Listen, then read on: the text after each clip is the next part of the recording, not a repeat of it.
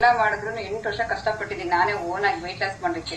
But ಆಗಿಲ್ಲ. ಒಂದು Facebook ಅಲ್ಲಿ ಇನ್ವಿಟೇಷನ್ ಮುಖಾಂತರ ಗ್ರೂಪಿಗೆ ಬಂದಿದ್ದು ಫಸ್ಟ್ ಎಕ್ಸ್ಪೀರಿಯನ್ಸ್ ಮಾಡಿ ಅಂತ ನನ್ ಕೋಚ್ ಹೇಳಿದ್ರು ಅವತ್ತು ಬ್ರೇಕ್ಫಾಸ್ಟ್.